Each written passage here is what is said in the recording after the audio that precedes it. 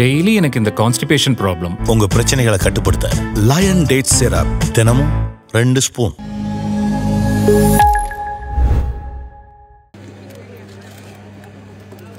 தமிழ்நாட்டில் இப்படி எத்தனையோ பல பிரச்சனைகளை சொல்ல முடியும். அதுபோல அண்மையிலே கண்டமங்கலம் காவல்துறை ஒரு சாதி வெறியன் கன்றுக்குட்டி வயலிலே இறங்கிவிட்டது என்பதற்காக ஒரு பெண்மணியை தலைமுடியை இழுத்து மிக கடுமையாக தாக்கி காயப்படுத்தி அவமானப்படுத்தியது மட்டுமில்லாமல் அவர்கள் காவல்துறைக்கு புகார் கொடுக்க செல்கிறார்கள் என்பதை அறிந்ததும் அந்த வழியே தம் வீட்டை தாண்டிதானே அவர்கள் போக வேண்டும் என்று தெரிந்து முன்கூட்டியே அங்கு போய் தயாராக நின்று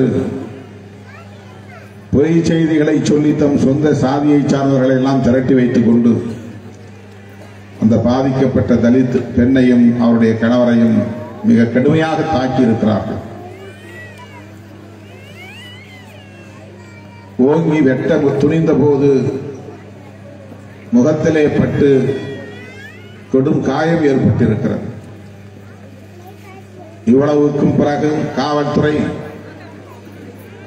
இருதரப்பிலும் தான் வழக்கு பதிவோம் என்று பாதிக்கப்பட்ட அந்த பெண் மீதும் கணவர் மீதும் அவருடைய உறவினர்கள் மீதும் அந்த இடத்திற்கே வராதவர்கள் மீதும் பொய் வழக்கை பதிவு செய்திருக்கிறது.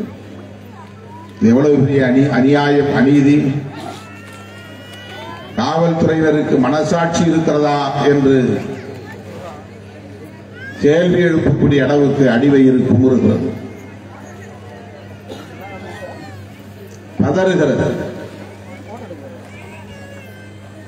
எந்த குற்றமும் செய்யாத ஒரு பெண்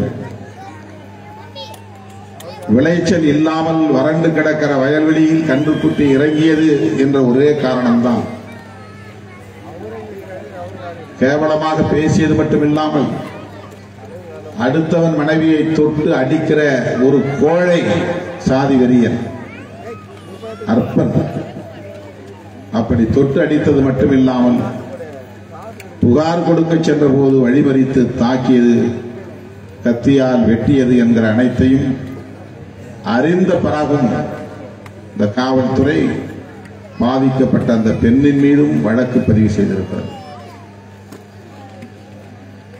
அடித்தவன் காயப்படுத்தியவன் மனைவியிடமே புகார் வாங்கி கேட்டு வாங்கி அவர்கள் மீதும் வழக்கை பதிவு செய்கிறது என்றால் காவல்துறையின் உளவியல் எவ்வாறு இருக்கிறது என்பதை எண்ணி பார்க்க வேண்டும்.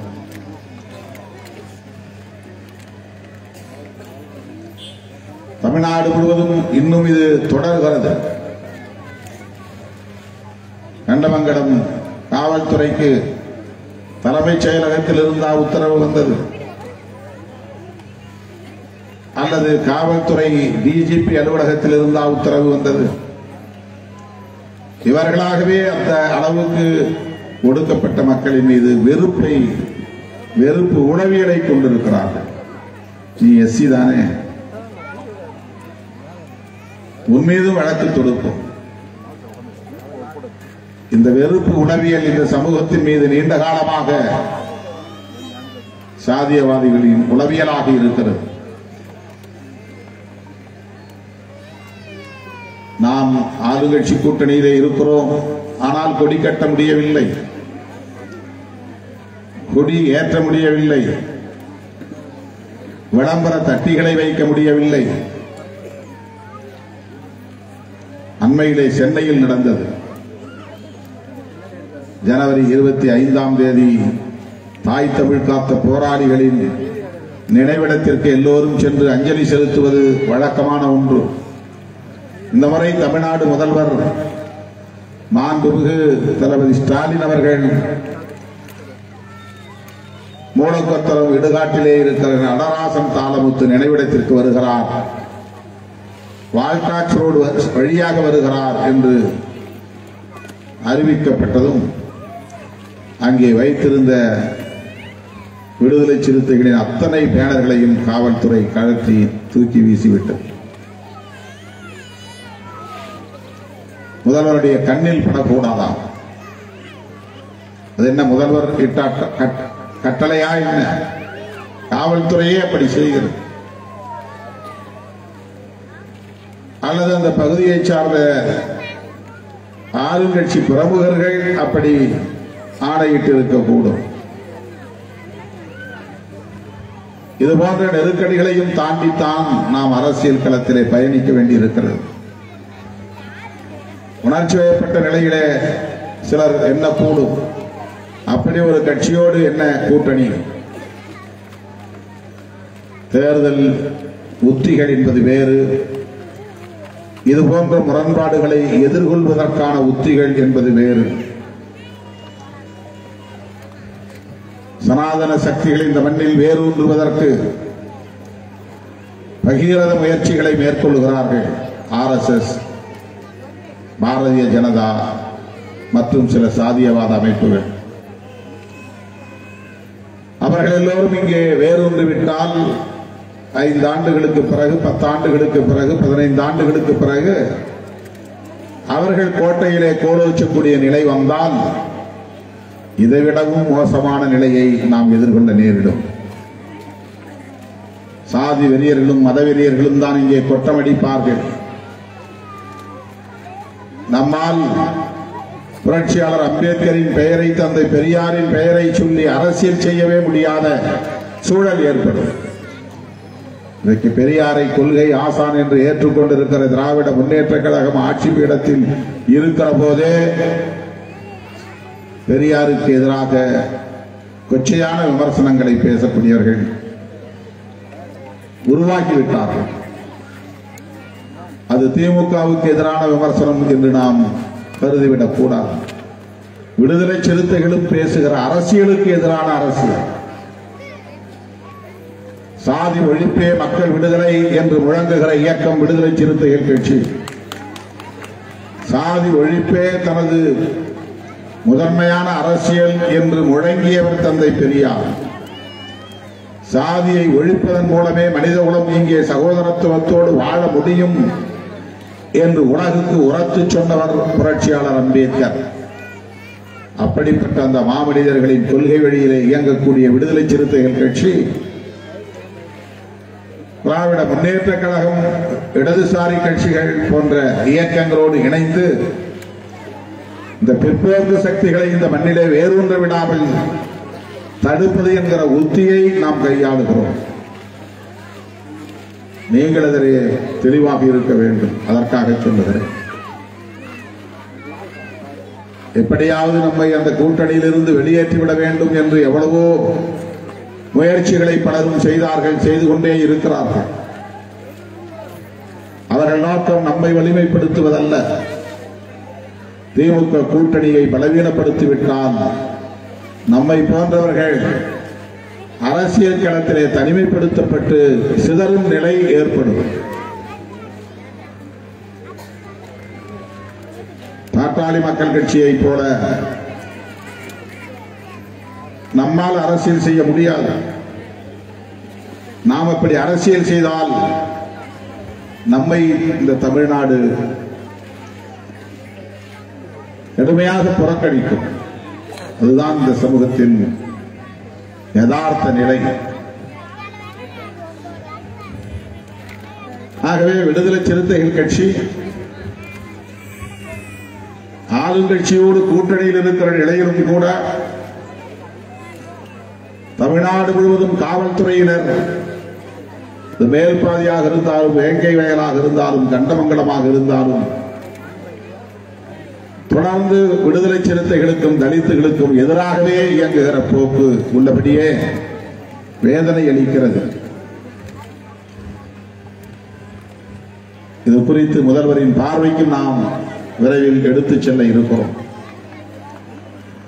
கண்டமங்கலம் காவல்துறையின் இந்த போக்கை விடுதலை சிறுத்தைகள் கட்சியின் சார்பில் மிக வன்மையாக நான் கண்டிக்கிறேன். பாதிக்கப்பட்ட அந்த பெண்மணியின் மீது போடப்பட்ட புனையப்பட்ட வழக்குகளை திரும்ப பெற வேண்டும் என்று நான் வலியுறுத்துகிறேன்.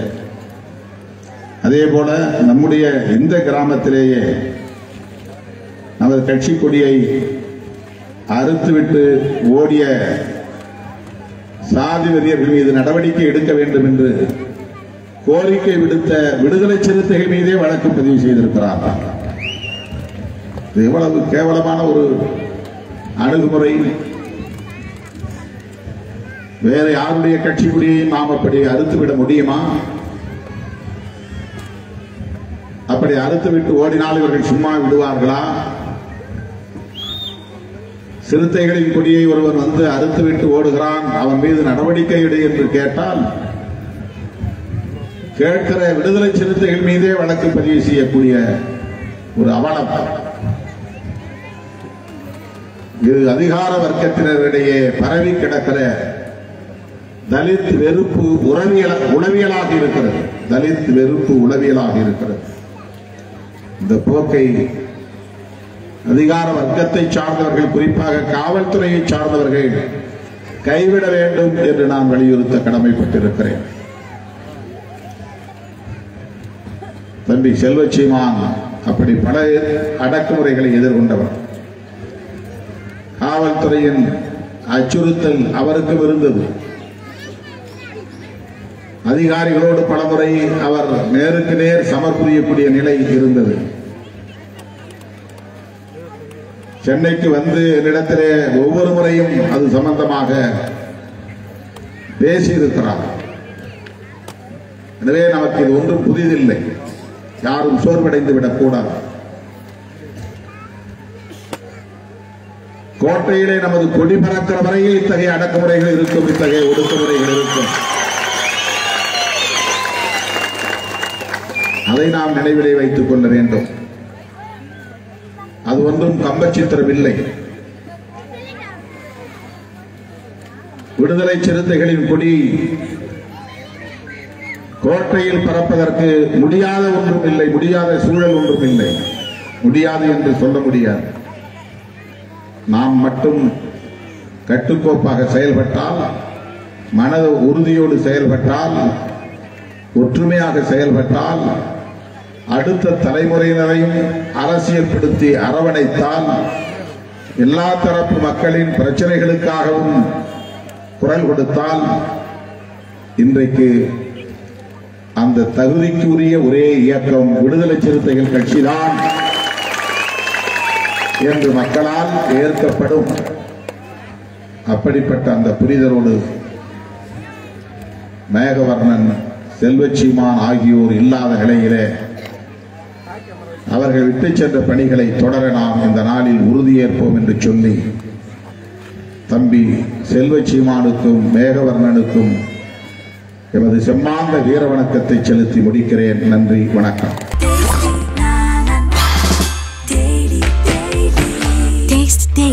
Taste the Daily.